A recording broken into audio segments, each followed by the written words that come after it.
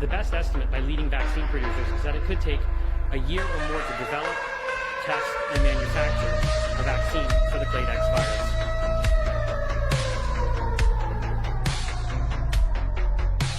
virus. We have heard that 500,000 children have died.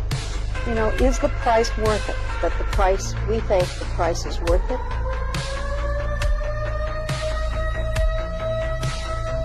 Richie Brown Show.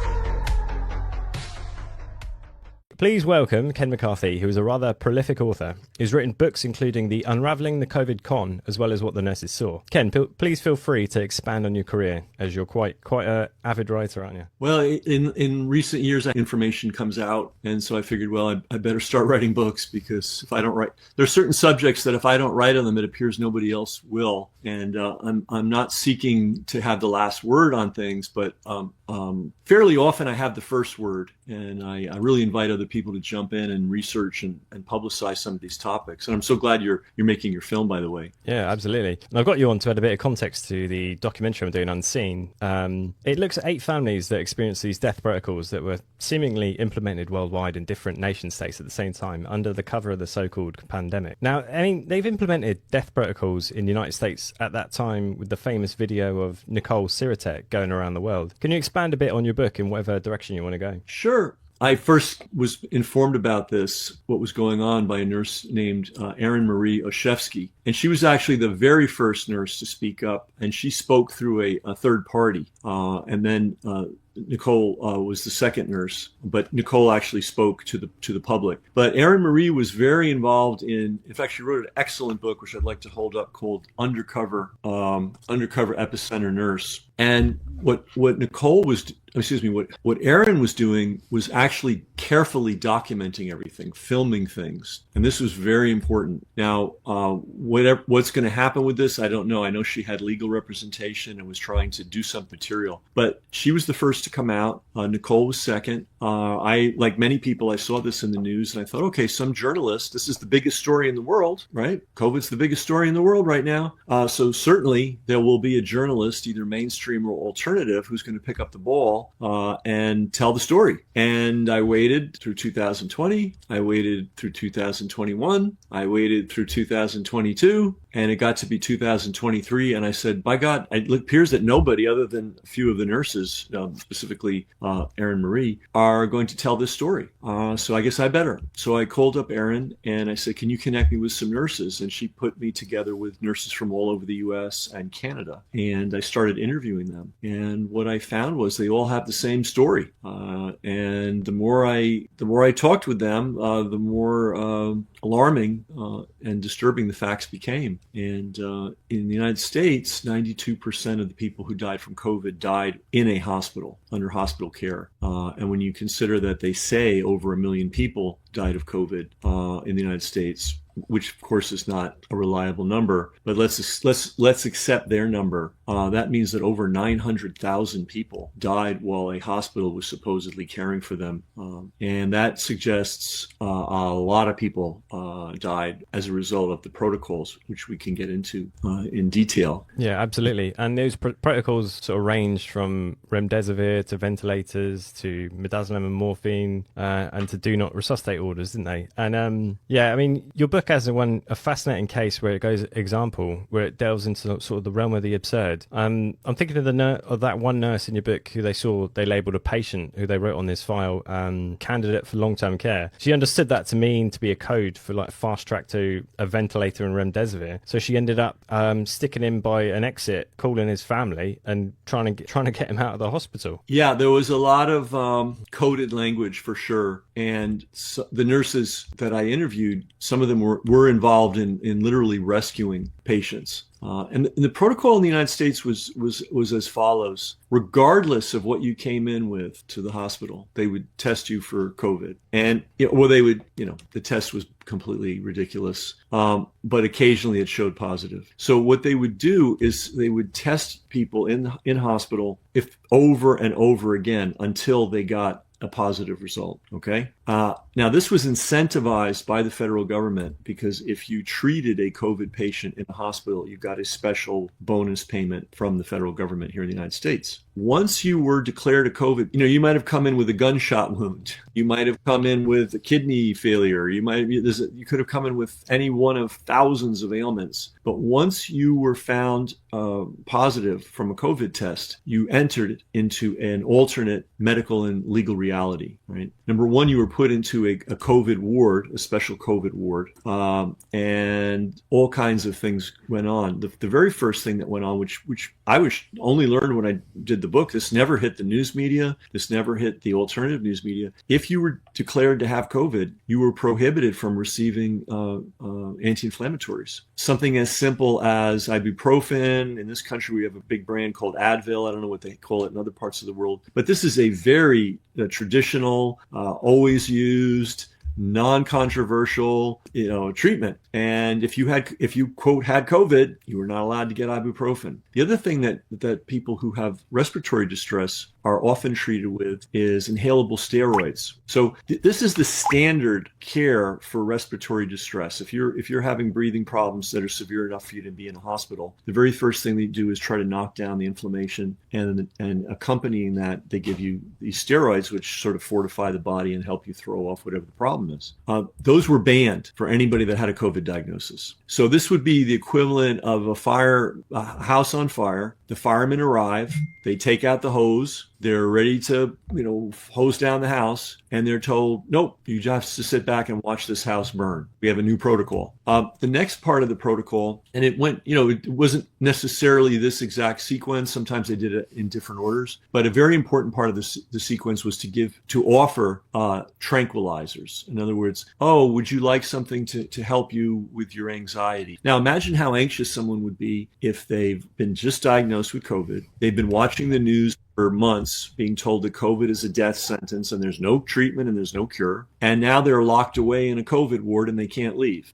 And everybody around them is masked up. I mean, I would probably be anxious myself. And so one of the very first things these patients were treated to was an offer for basically tranquilizers. Now, two things. One, if you take a tranquilizer, you are relaxing your muscles. Your diaphragm, which allows you to breathe, is a muscle. So there will be reduced respiration when you're on a tranquilizer, okay? The second thing, and I don't know how it is in the UK, but in the US, once you've accepted a drug like that, you are now in a different legal class, right? So typically, if you want to walk out of a hospital, you can walk out of a hospital. But now, you've now accepted a psychoactive substance because you've claimed you have a psychiatric disorder. Anxiety apparently is we're being worried about your situation is now a psychiatric disorder, and they can now hold you against your will for a period of time. So that was the next part of the protocol.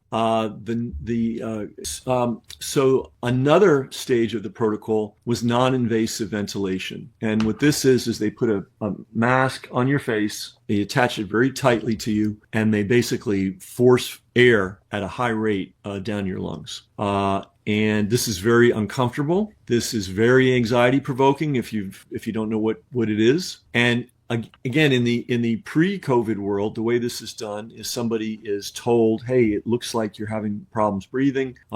We'd like to try this on you. We think it might help. It's a little bit harsh. We'll be here. If you have any problems, just let us know.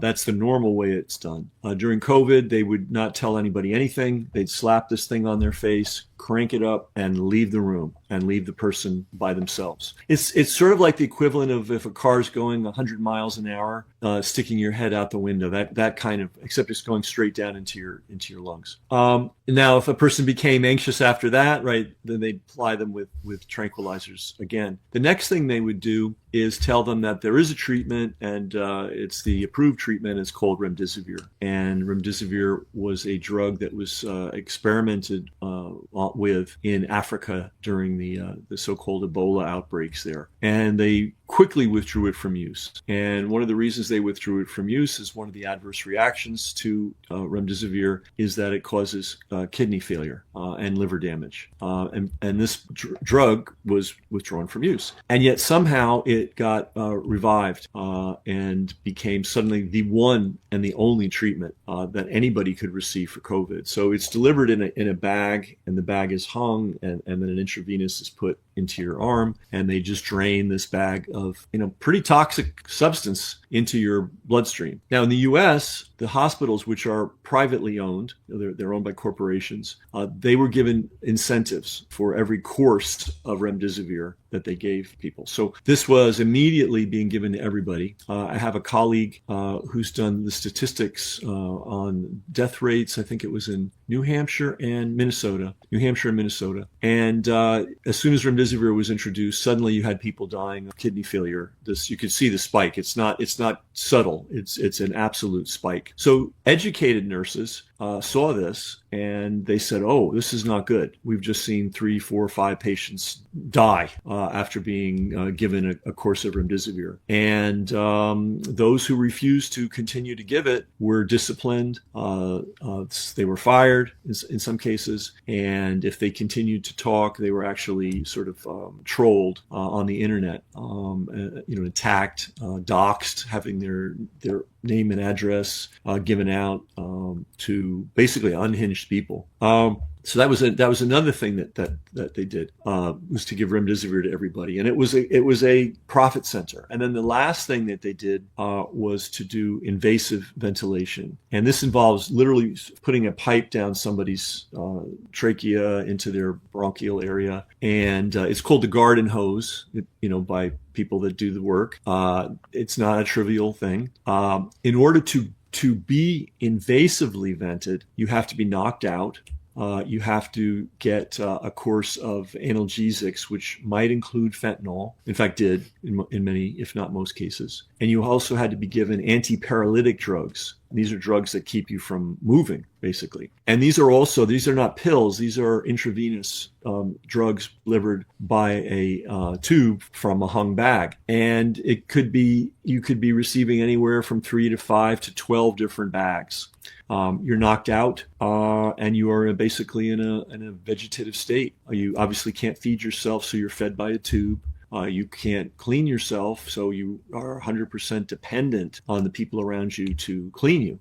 And one of the problems was in the U.S. hospitals, there was such hysteria and panic among the medical staff and nurses that patients were not being cleaned. All right, so this was a recipe for disaster. And under normal circumstances, invasive ventilation is only used as a last resort because it is a dangerous procedure and it is an injurious procedure. It has the potential to be injurious. So the name of in the U.S., the folks that handle this are called ventilation. They're called respiratory therapists, and their job is to monitor the patient carefully, make sure they're okay, and to, as soon as possible, starting within 24 hours, see if the patient is strong enough to take them off the invasive ventilation. This is another example of a medical protocol being thrown out the window and a brand new protocol that never before seen on earth being implemented. And the idea was to keep people on the vents indefinitely, basically. The federal government, again, had an incentive program. And if you kept somebody on the vent for at least 96 hours, and again, this goes against all medical practice, if you keep them on for at least 96 hours, you received an additional bonus. So you got bonuses when you declared somebody a COVID patient. You got bonuses when you put them on remdesivir. You got bonuses when you put them on the invasive ventilation. And you got bonuses if you kept them on the ventilation for at least 96 hours. And in terms of remdesivir, you got bonus for every course. Not every bag, but every series of courses, every series of bags. Okay, every series of bags constitutes a course. So not only did you get paid by the bag, you got paid for completing a course. We know of at least one case where one patient was given 3 separate courses of remdesivir, and he died of organ failure. And this was something that you may have heard this from the families as well, because after my book came out, I had focused on nurses, but after the book came out, I was being contacted by families, and I had a lot of conversations with families. And a very common comment was, we did not even recognize him or her. The body was in such terrible condition when the body was given over to us. So that's that was the protocol. It was somebody conceived it at the federal government level. Somebody worked out the financial incentive programs. Somebody communicated those financial incentive programs to all the hospitals. The CFOs, that's the chief financial officers, and the executives who run those hospitals, who are very profit oriented, saw those incentives. And I asked many nurses, who runs the hospital? Is it the doctors? Is it the nurses? And they are all very clear. The doctors and nurses do not run the hospital. They are answerable to the hospital administrators. And the hospital administrator can fire you, can blackball you so that you not only can't work in that hospital, you can't work in any hospital. And in the case of COVID, and probably in other cases too, but in COVID, it's absolutely clear, the financial incentive was the driving force. And everybody was told, use these protocols, period. Don't ask about them. Don't question them. Don't discuss them. And if you refuse to do them, you're out of here. And this occurred all over the country in the United States. Now, I asked late in the process of interviewing the nurses, I said, what percentage of nurses actually pushed back on this? And they were reluctant to give an answer. And you have to understand, these are traumatized people, right? And when I asked them to recount all the things they went through, I was asking a lot. It's like asking a military veteran, a battle veteran, combat veteran, hey, tell me about, such and such an episode. It's not a pleasant thing to recount. So they were reluctant to talk about how many nurses did or didn't push back, but I pushed a little bit because I needed an answer. And so I floated a number. I said, was it 10%? And they all said no, it was a whole lot less. So basically, at least 90% of the nurses, probably 95%, maybe 99%, went along with these protocols, watched patients get seriously injured and die, and continued to apply the same protocol. One of the very strange things in the United States was we have laws, and I'm sure the UK has these laws too. You could be the greatest physician in Austria or Germany or Japan, and if you move to the United States, you're handed a mop and a broom. You're not a doctor until you jump through 10,000 hoops to become a U.S. doctor. Well, that law was waived. And any doctor from any country, anybody who claimed to be a doctor and could provide some kind of paperwork, regardless of where on earth they were coming from, was invited to become a doctor in the COVID wards. And many reports of doctors that could barely speak English, many reports of doctors who had no expertise in ICU and intensive care. They were podiatrists or obstetricians or whatever. Same thing on the nursing side. Typically, if you're going to work in an ICU with people who are critically ill, you've been trained in that specifically. You've been supervised as a student for a prolonged period, and then you have a career where you're doing that day in and day out. You're retraining and so on. Well, there were many nurses in these ICUs that had never been in an ICU before. There were even nurses that had just graduated from school and had never gone through their practical training yet.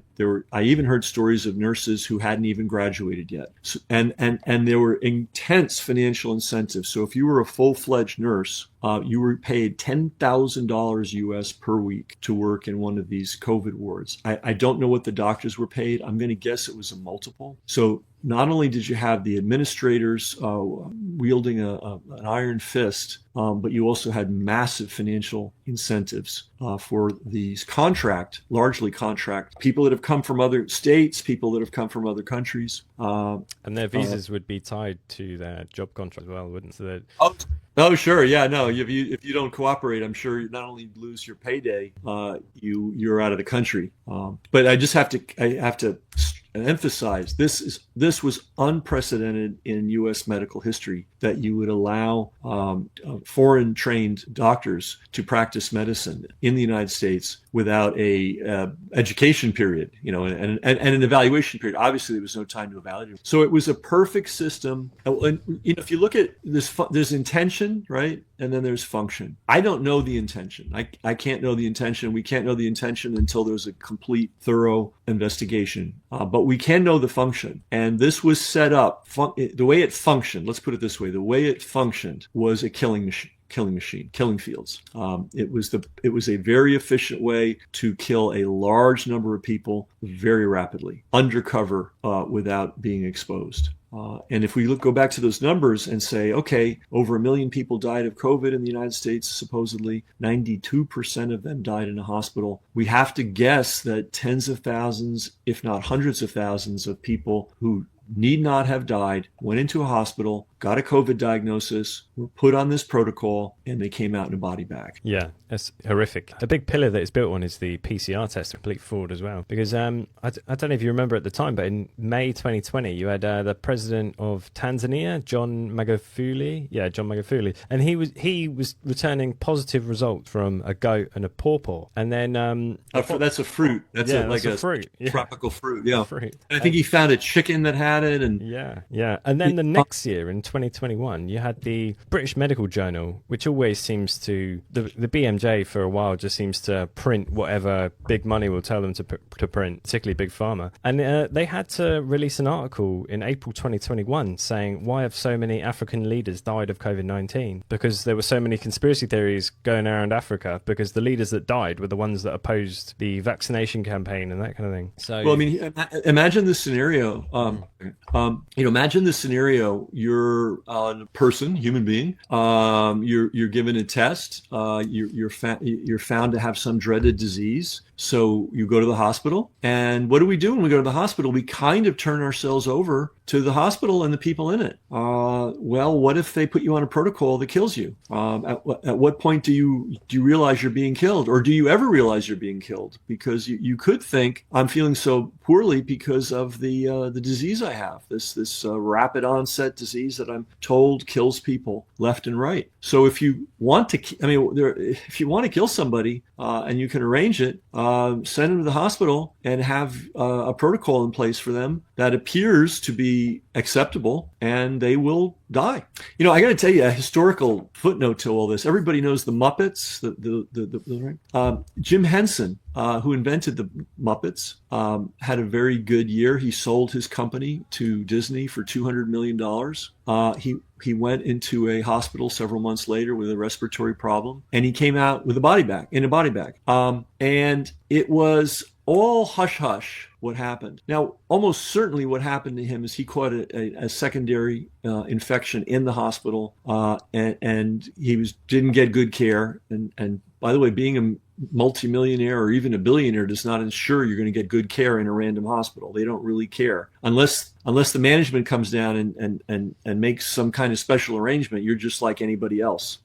So his death should have been shocking, and yet it was covered up because they wanted to cover up the fact that the hospital was negligent and that they didn't clean well, and that there's a lot of bacteria that gets all over the place. What they did with COVID was the exact opposite. The very first person that died of COVID, he could have just been somebody that went into a hospital and caught a secondary infection. But instead, and this is where it gets so suspicious, Jim Henson, very famous man, dies, and it's no big deal. China, some random guy dies, and suddenly the whole scientific world, medical science world, stops in its tracks, and hundreds of people are suddenly paying attention to this case. And they're starting to spin all kinds of narratives around it. And then they decide, we've discovered a virus never before seen, and that must be what killed this guy. Very, very interesting. So when they want to cover something up, they do it very well. When they want to take something and blow it up, they do that very well too. There was early on in this, I think in May 2020, they were trying to make the case that infants were getting COVID and getting very, very, very sick. And I actually clipped a lot of video on that. And it was just incredible, the intensity of the propaganda campaign. It had no logic. It had no reason to it. It had no scientific or medical basis. They were throwing facts around, supposed facts around in an inflammatory way. But if you actually calmly looked at the facts, there was nothing there. But they were pushing to get us to be afraid that infants were going to get COVID and die, which of course they didn't. And in this country, occasionally you'd have a pediatric case where somebody supposedly died of COVID, and that would be headline news all over the place. And then you'd find out this child was already terribly sick, chronically, his or her entire life. And going into the hospital was just the coup de grace that ended his or her life,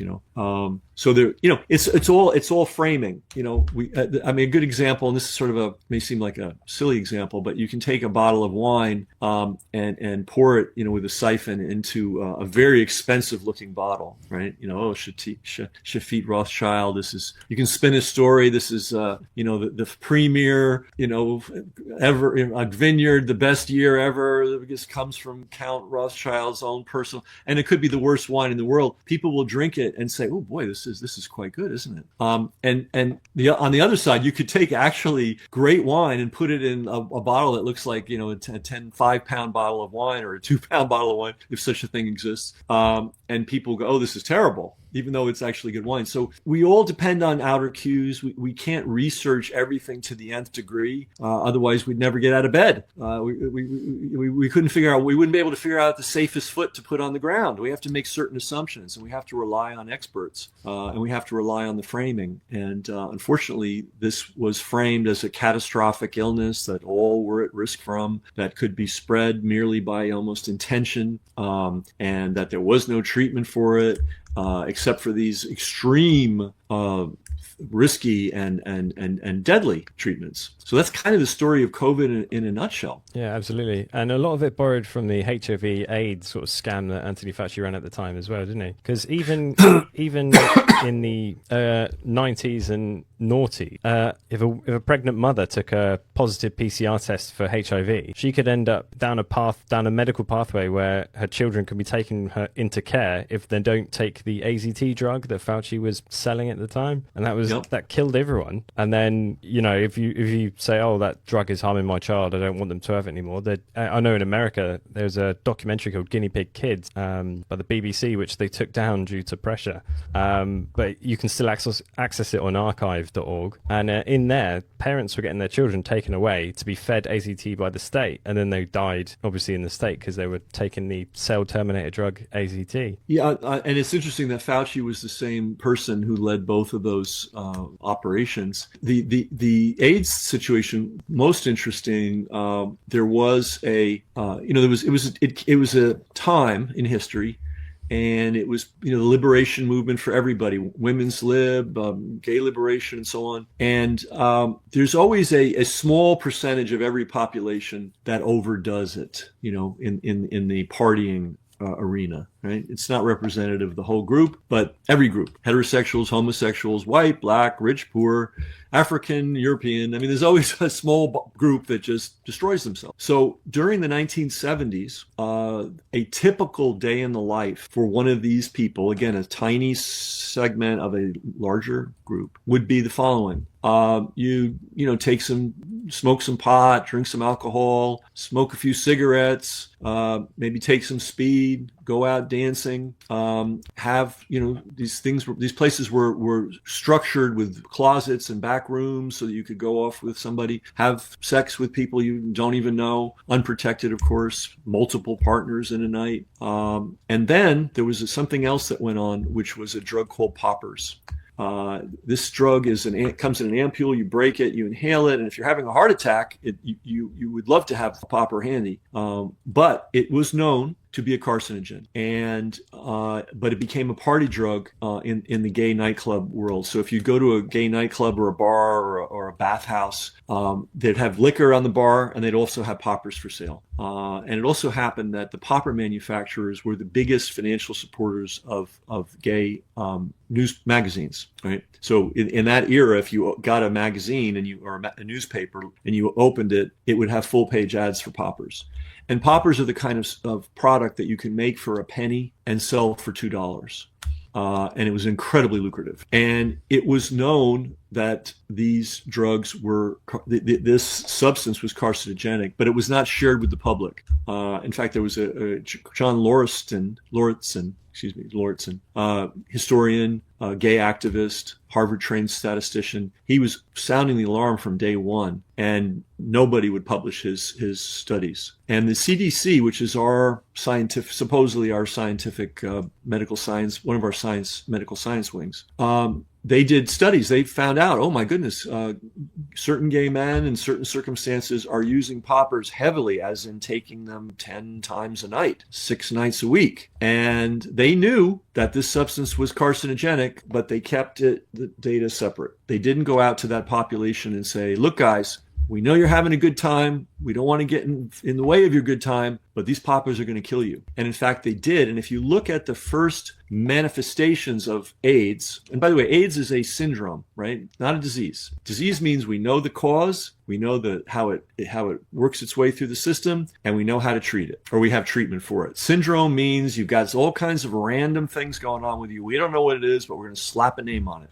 That's what AIDS is. So the first 2 manifestations of AIDS were cancer in the nasal passages, a kind of cancer that normally appears on the skin of 90-year-old Mediterranean men who've had too much exposure to the sun, Kaposi sarcoma. But it would appear in the nasal passages. The other disease that was associated with AIDS was fungal infection in the lungs. So if you're snorting, huffing a carcinogen hundreds and hundreds of times, do you think you might put your nasal passages and your lungs at risk? Yes, you would. Now, Fauci's first lie was that the men that were showing up and total immune collapse is a reality. I'm not saying it doesn't happen. It happens. It usually happens in people who have been sick for a very, very long time. But it can also happen in people that have been poisoned.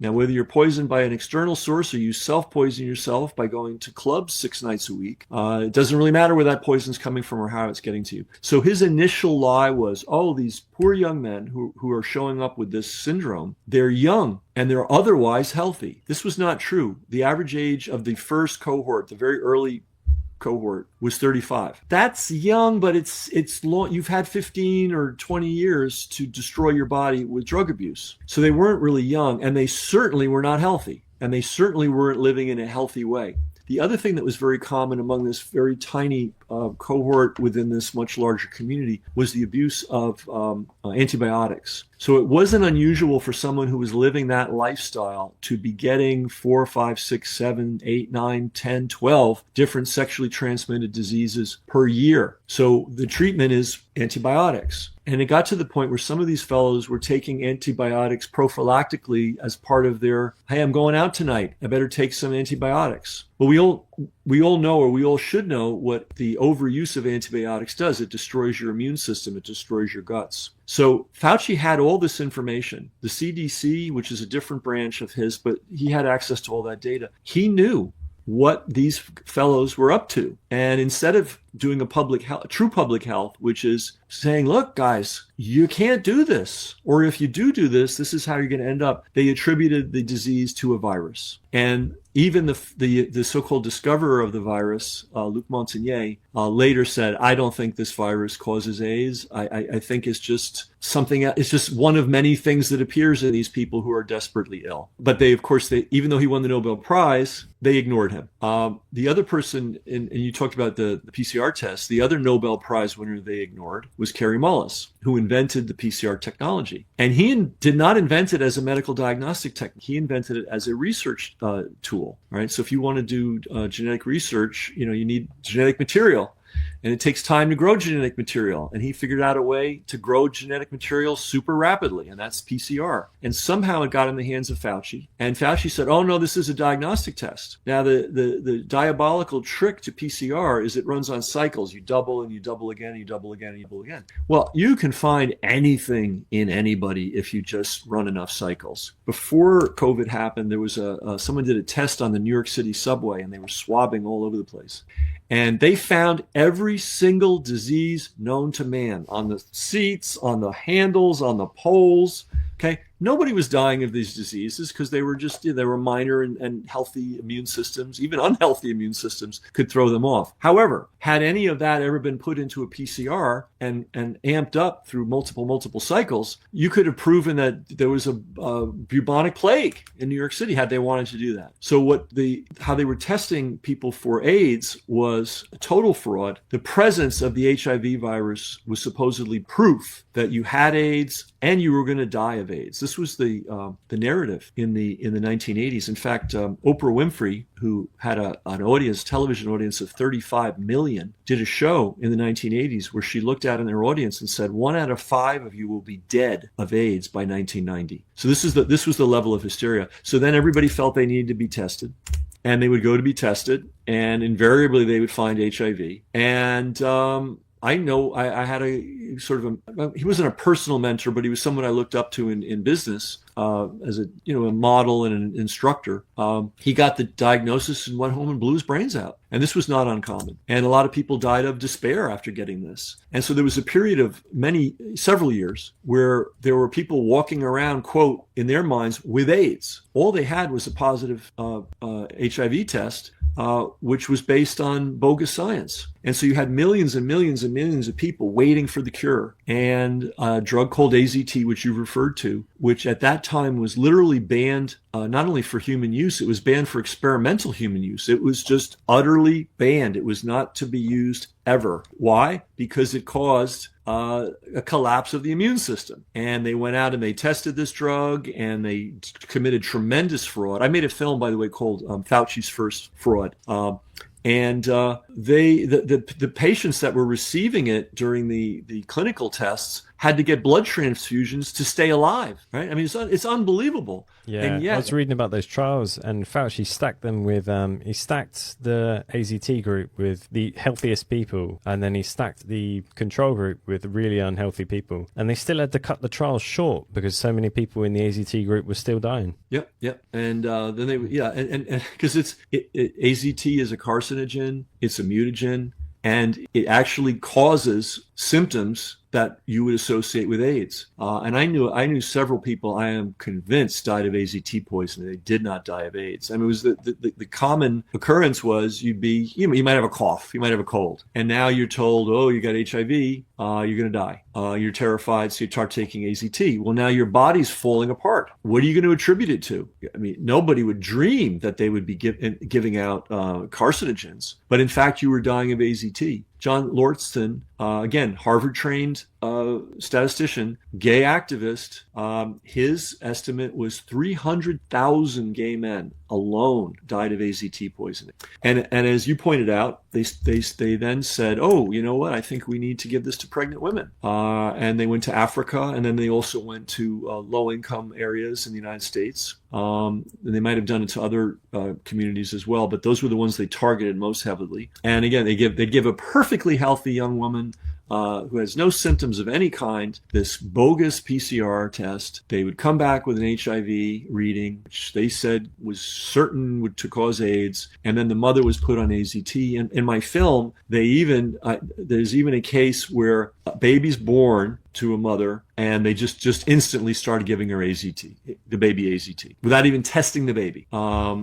I mean, yeah. So they kill. We don't know how many people they killed. But if you just say, oh well, 300,000 gay men died, then it could easily be million or millions of people died of AZT poisoning. Now AZT is no longer used, but what they do now is they have they call it the cocktail, and they basically have minor amounts of a mix of different dangerous drugs. The drugs don't seem to be killing anybody, but they may. I don't know what the long-term consequences will be. But they're not helping anybody because nobody really, when your immune system is collapsing. It's very obvious. It's not something that sneaks up on you because of a dormant virus that lurks in your body for 5, 10, 20. Remember, if you remember, initially you were supposed to die within a year. Then people weren't dying. So they said 3 years. And then they weren't dying. And then they said 5 years. And they weren't dying. And then they said 10 years, right? But it appears the only people that really died of AIDS were either the people that were severely abusing themselves or, unfortunately, accepted the AZT treatments. Now, there's a really sinister thing going on now. I imagine this in the UK too, called Truvidia. Have you heard of that? No, I'm not familiar with that. Okay, this is the most crazy thing. So New York City, West Village, Christopher Street, there's a district in the West Village that's known to be a gay neighborhood, right? Historically. And there's a subway station there. and it's a very long walk from the train station, from the train platform to the street, and it's lined with billboards. One day, I think it was pre-COVID. I'm down there, going somewhere, and every single ad is for this drug called Truvida, and it's all men with men, women with women, women with men, and I'm like, what the heck is Truvida? And I didn't think anything of it until years later, and when COVID came along. And what Truvida is a prophylactic. So if you are, quote, at risk of AIDS, just at risk, whatever that means, you get on Truvida for the rest of your life. And what makes you at risk? Well, if you're gay, you're automatically at risk of, regardless of your behavior, you are automatically at risk. So you should, as a rite of passage, you should get on Truvida. And it's insane. And this is a big business, and it's flying under the radar. And I can't imagine anybody starting a drug in their 20s and being on it until their 80s is going to have a good outcome. No. So profit seems to lie behind a lot of this. I think the whole COVID thing, I mean, for me, my own personal opinion is that they saw the pensions they had to pay out, and they saw the population pyramid and how that's shaking out, that we got a lot more old people, not enough young people. And I think they thought, we got to do something about this, and this is what they chose to do. I never sort of put that opinion in front of the people I interviewed, but they volunteered it. Like I think 2 or 3 out of the 8 volunteered it as either, they said it was either profit or dealing with the population pyramid and the amount of old people that Western societies are now getting. Did you ever hear of the protocol in the UK, which was NG163? You probably didn't, because your focus is more America. But yeah, NG163. I didn't. What was that? So that came out 2 weeks before the lockdown in 2020, and basically it's absolutely bizarre. They said that to treat COVID-19 you should give them midazolam, but then if you go to like the US National Library of Medicine, they have a whole statement about how you have to be careful of giving midazolam injections to patients because it can induce breathing problems like shallow, slowed or temporarily stopped breathing, and may lead to permanent death or injury. So they released the NG163. It was released by the NICE guidance, which is it presents itself as a non-governmental body which is managing these protocols, but you follow through it, and it's kind of like a shell company leading back right to the government. Like the Secretary of State is the one that runs NICE. So that's a very big thing being talked about at the for the last couple of years, is the NG163 document, because they even removed it off their website. You can still access it on archive.org, like their website, but they've tried to replace it with a new one, with a new protocol. But it's very obvious that was very deliberate. Have you had any chance to talk with John Campbell, who has a big YouTube? No, I've not. I thought about reaching out to him. I may do. Yeah, he's definitely a light on these matters. His transformation has been interesting, because originally he pushed the vaccination, got vaccinated, and then he's done a complete 180 since then. Yeah, and I can see it happening, because if you don't see people dying in front of you, and you don't see people getting injured from the vaccine, and you're a medical professional, your whole life is based on assuming that all the education you've received and all the guidance you've received is accurate. And he took him a while to catch on. I know he has a copy of my book. He doesn't seem to want to pursue it. He has, though, mentioned he seems to be limiting his interest to the care homes, the deaths in the care homes, which may be in the UK. Maybe that's where the vast majority of deaths occurred. In the US, it was across the board, 20 people in their 20s, 30s, 40s, 50s, a lot of disabled people, elderly people, people with multiple health disorders. So the theory that they were trying to get these people off the benefit rolls, it makes financial sense. Yeah. So the statistics I've got here. So they did a tally in November 2020, and they found out that 18,562 residents of care homes died with COVID-19. Well, so-called COVID-19. 18,168 aged 65 and over, and those represented 40% of all deaths, including COVID-19, during that period. And then of those deaths, 76%, which is around 13,000, happened in care homes themselves. Nearly all the remainder occurred in a hospital. So yeah, the care homes were the killing fields over here. Unfortunately. And then during the same period, 28,000 excess deaths were recorded in care homes in England. So yeah. And then they turn it around and attribute it to COVID. Yeah. So So they slapped COVID on a lot of these death certificates. Like a bunch of the families I interviewed, they refused to sign the death certificate because it had COVID written on it, and they were convinced that they hadn't died of COVID. Oh, we had the same thing here too. Absolutely. In fact, I believe there was a case where a doctor who was also a state assemblyman, he reported that he got a letter from his state medical board instructing them to put COVID on everything. It's interesting. We had a Nuremberg trial after World War II, and the leaders of the Nazi Party were tried, and business people. There was a separate set of trials for business people, and there was a separate set of trials for doctors and nurses. And it was very small, by the way. It was a very small percentage of the doctors and nurses who were guilty ever saw the inside of a courtroom. I think it would be like 0.01%. Interestingly enough, one of the crimes was the falsification of death certificates. That is a serious crime, and it was considered a serious crime. And some of the doctors who were on trial were on trial for falsifying death certificates. And if when you go, yeah, absolutely. And some of these doctors, unfortunately, it's a very sad thing to hear, because you'd like your healthcare system to be people orientated. When they were trying to get them onto do not resuscitate orders, and I don't know if you've been following some of the Scottish COVID inquiry, which Biology Phenomenon Substack has been doing amazing reporting on. But so they were slapping do not resuscitate orders on people when they weren't outright forging them, telling families that, oh, it would be horrible to resuscitate a person, wouldn't it? And then they'd do like the action of a resuscitation, and the family would be like, well, not if that keeps them alive. And they go, oh, but it would break their ribs and they'll be in lots of pain and stuff.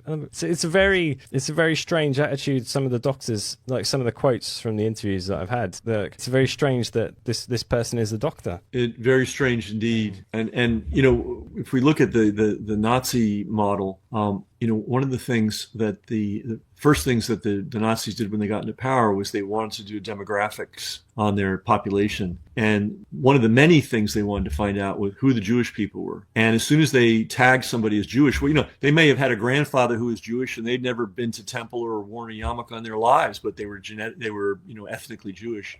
So the next step was to take all of the Jewish physicians and nurses out of the hospitals and out of the medical schools and out of the public health ranks. That was one of the very first things the Nazis did. And now who did they replace them with? Who did they replace them with? Card-carrying Nazi party members. Not people that were swept up and sort of, oh, I got to go along with this because I'm afraid. No, people that wanted to join. People that went out and became members. People that had the uniforms at home. These were the people that replaced the Jewish physicians and nurses. And there's a tradition in Judaism of medicine and of medicine. There is. It's a cultural tradition. Well, all those people were removed from their jobs and replaced with Nazis.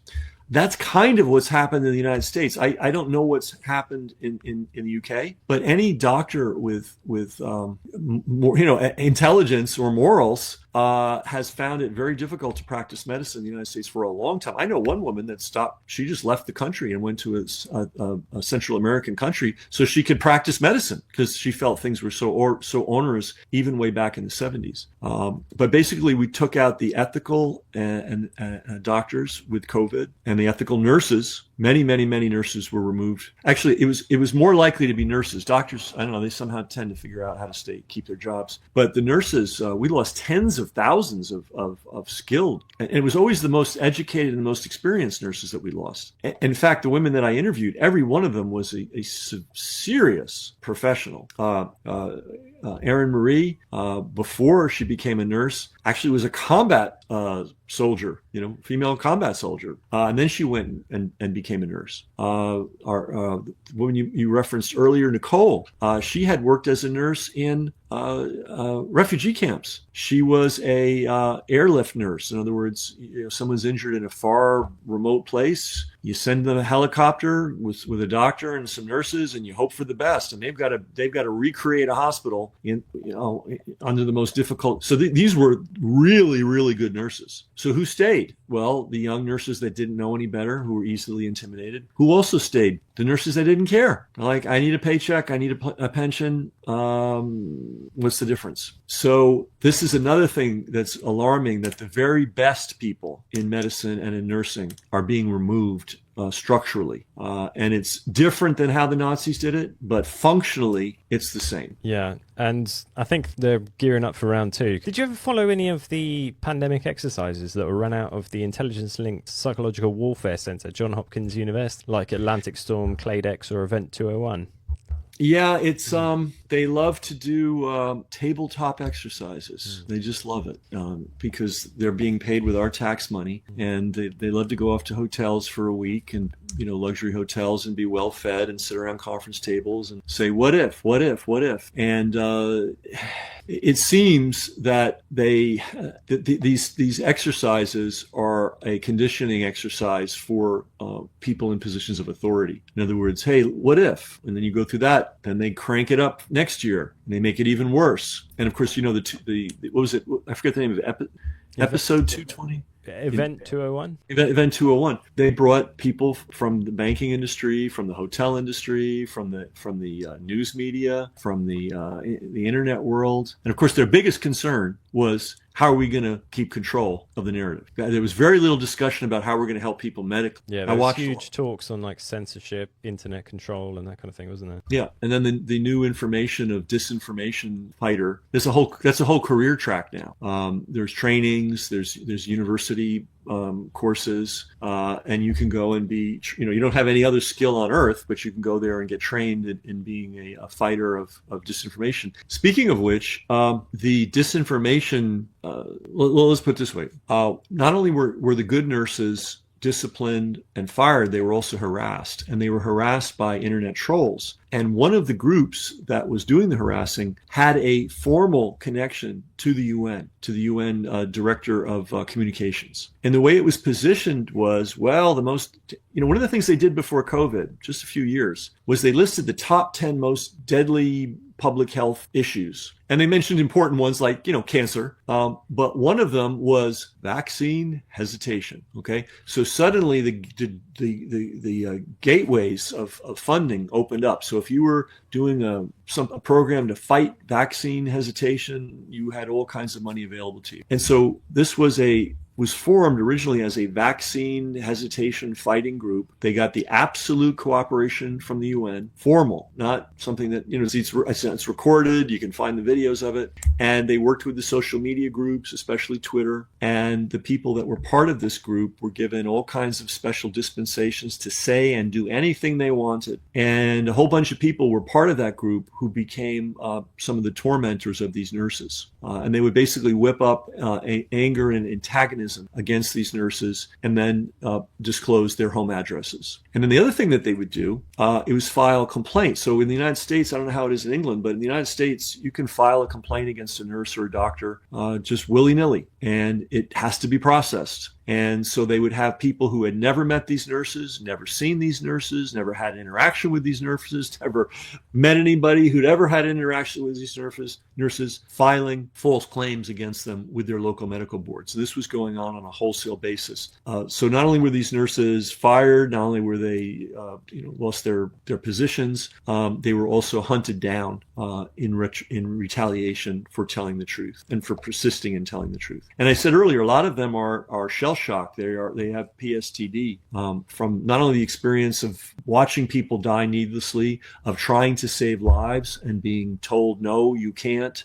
They also have the trauma of having their personal lives interfered with by a group that had a formal affiliation with the UN. That we have a whole chapter. We decided to put a whole chapter about that in the book. We learned a lot. Very informative. Yeah, it's absolutely crazy that's going on. Yeah, you learn a lot when you start to write a book. It's a great education process. So Britain signed up to the World Health Organization Pandemic Treaty, which basically puts British sovereignty in the hands of the WHO should another pandemic come across. And then you got Johns Hopkins University. They've, in their spring magazine, they released an article, "Are we ready for the next one?" Which, to be honest, sounds a lot more like a promise and a threat than it does a question. Yeah, and you referred earlier to the military component of this. So there is a division of all militaries called psychological operations, and it involves a lot of different things. One is to keep the morale of the troops up. One is to lower the morale of the other side.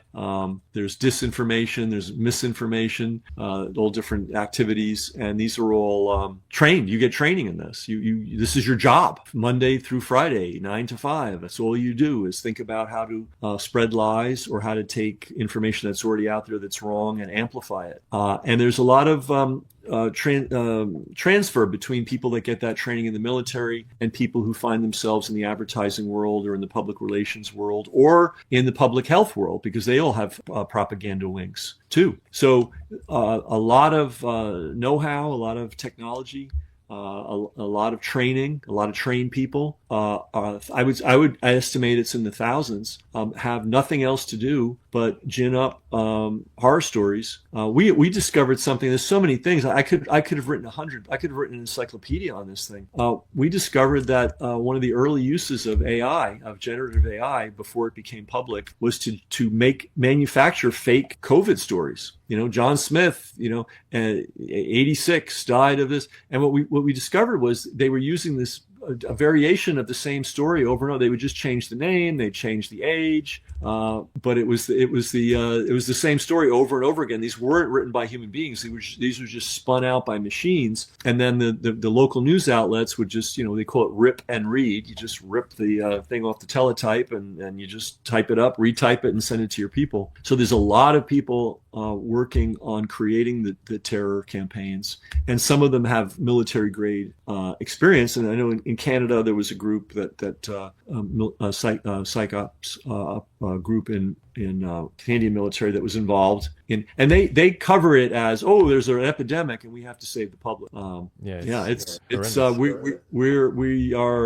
We're outgunned, but that doesn't mean we'll lose. But the other side certainly has on paper far more resources than we have. Absolutely, they can run that 24/7. In Michael Bellay's Death and Deliverance, where he's examining euthanasia under the Nazi regime, the Action T4 program, he makes the point that there were many reasons for it, like their ideology and their kind of belief in that and whatever. But he also makes the point that they were clearing the decks for World War II, so the economy could be devoted to total war. What were your thoughts on that, given the US imperialism? Well, NATO seems to be intent on starting a war with Russia, China. Well, it's interesting. The very first victims of the Holocaust were disabled infants, and that's how they got their foot in. And I'll just tell you that story, and then I'll answer your question too, because I think it's really important. And what they would, when you have a severely disabled infant, it's hard. You don't have the expertise. The resources required are enormous. So what the Nazis did was they went to these families and said, hey, we have special care homes for them. They're beautiful. They're wonderful. And then they would take the kids and they'd either kill them by starvation or they would kill them by injection. And then they started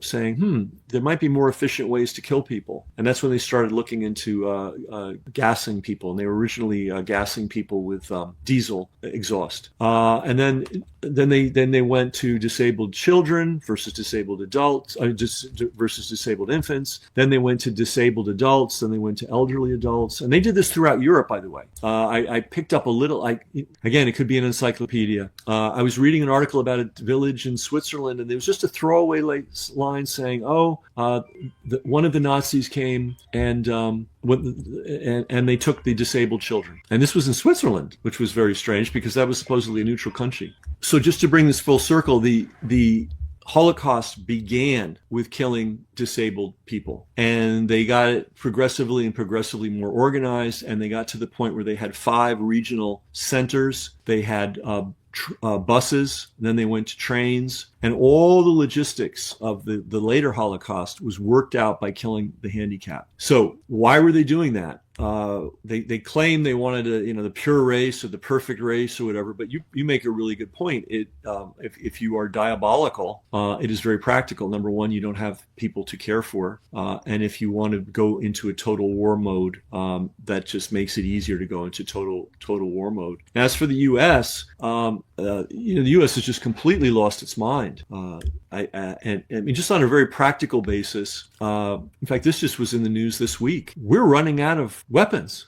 The U.S. Armory is running out, in a serious way. And this may be something for the arms manufacturers to cheer, but if you're actually a military person and you actually care about what you're supposedly doing, which is providing for defense of your country, we're getting to the point where our arms are so depleted. I'm not talking about rifles and stuff. I'm talking about, missiles and all that kind of stuff, that we barely have enough to defend ourselves at this point, if in fact we even do. Another point is that to make these missiles, and it seems that everything's boiling down now to missile warfare, but it also includes planes, you need rare earth metals. You actually need something as mundane as magnets. And we don't mine rare earth metals in the United States. And we don't even manufacture magnets anymore. So we are depleting our weaponry. And the only source for rebuilding is a country that has told us already, you're not getting rare earth metals anymore. You're not getting magnets anymore.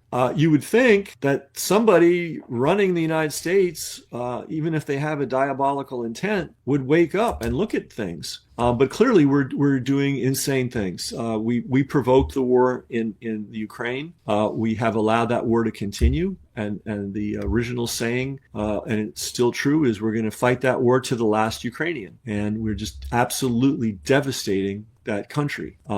We are the arms supplier to Israel. We are partners with Israel in the genocide in Gaza. Absolute partners. There's no space between us. We've been active in provoking Iran, which is also crazy. Somebody made the point to me the other day. Israel has one airport, international airport. Iran has, I believe, it's either 35 or 53. It's some huge number. Iran is 3 times the size of Iraq. And when we went to war against Iraq, we had already devastated them over a period of 10 plus years. We bombed their water treatment plants. We bombed their electricity plants. We starved their population. We deprived them of medicine. We deprived them of everything. And then we went to war against them, and we still couldn't contain it. The Iranians never went through that. They're 3 times the size of Iraq. They have mountains. We tried to throw our weight around in Yugoslavia, and we did. We did tremendous harm in Yugoslavia. And then it became clear that the Serbians were going to beat us on the ground, that we couldn't fly our Apache helicopters through those mountains. I think funny, I don't know. But after the war, we thought we had destroyed all their tanks and all their artillery and everything. All of these tanks suddenly came out of caves, came out of the fort. We didn't hit anything. We were beaten. And, by the way, Iran beat Israel very severely. They hit they hit oil refineries. They hit the one airport. There's only 2 oil refineries in all of Israel. They hit their equivalent of MIT, which is where all their weapons research is taking place. And they haven't even scratched the surface of their inventory of weapons. It's a losing battle, and yet our elites are continuing it. So are they going to keep going forward? It appears they're going to, unless somebody in the White House wakes up. Yeah, they seem to be marching to doom, but they can't seem to turn in a different direction or to de-escalate it at all. Because they started the whole thing in Ukraine. They overthrew the government. Put in all these crazy Stepan Bandera fans into government that just basically wanted war with Russia. And then even when the war broke out, they were shelling the east of Ukraine progressively more, right up until February 22nd. And then that's when Russia went in, because they realized that if they were allowed to shell the east, they would just roll tanks over the east Ukraine. But yeah, and Israel as well. I think the Israelis were just hoping that, are hoping that if they launched a bunch of missiles at Iran, they could bring the US into the war. But I think that's the end of the empire. I think that's a complete collapse if they try to go into Iran. It's so big. You got quite a nationalistic population. They've been gearing up they've been hearing US presidents and British MPs talk about war with Iran for decades. So they've been building. Absolutely. And, the US just stopped providing arms to the Ukraine. I don't know if you knew that. That's this week. Not because of any strategic or moral purpose. We're out of stuff. The Iranians aren't out of stuff. And the Chinese have the rare metals. They have the manufacturing capacity. They have the magnets. They like Iran. It's an insane situation. If you wanted to destroy the United States and if you wanted to destroy Israel, you would follow the course that these people at the top are following right now. So it's absolutely mind-boggling. It's very expensive to shoot down Iran's missiles. I think, God, I wish I could remember. Like some of the minor missiles are 3 to 5 million. Some of the major missiles cost 10 to 15, and you often have to shoot 3 or more missiles to shoot down. Air defense is much more pricey than a ballistic missile that just has to hit a target and explode. Yeah. So we are literally out. We are out of arms, and it's going to be interesting. But meanwhile, innocent people are being slaughtered every day as we sit here talking, and it's a disgrace. And I wanted to say this. So we had the BRIC nations, right? Brazil, India, Russia, et cetera, and the BRIC alliance is getting bigger and bigger. And in reality, the non-BRIC countries have more banking reserves, and we have more, military gear. Oh, at least we did until we squandered it all. I don't know what the balance is now. So we have that. But what the BRIC countries have, they have the majority of the world population. They have the majority of the world's assets, physical assets. Whether it's oil or metals or you name it. They grow the majority of the world's food, and they manufacture the majority of the world's manufactured goods. So they only need us because there's some certain legacy financial structures that are in place. They don't need us otherwise because they can feed themselves, they can arm themselves, they can make all the stuff they need, and they can dig everything they need out of the ground. So again, it just piles on how insane what the U.S. is doing right now. Absolutely. And for many years, they were saying Russia's just a gas station with nukes and that and that kind of thing. But a lot of the Western economies have been hollowed out by like financial derivatives and services. So I remember thinking it was absurd a couple of years ago, but in the EU, they eventually moved prostitution and drug dealing into the GDP, as if that contributes anything to the economy. And so there's all this finagling that they're doing to make our economy seem bigger than they are. When you get right down to the bare metal, the entire of the EU and America and Canada and Australia can't even outproduce Russia in missiles. So, yeah, there's a lot of angling going on. Right, again, I've kept you a long time. Is there any final thought you want to leave my audience with, where they can keep up with your work, anything you're working on, that kind of thing? Oh, so much. If you can do business with Amazon, you can get my books at Amazon. We also created an alternative called, BrassCheckBooks.com. Unfortunately, we can only ship within the U.S., but if you're a U.S. listener, we can sell you the books directly. So that's probably the best way to stay in touch with me. Is that I also have a new service called BrassCheck.com. I think that's it. All right, thank you very much, Ken. Yeah.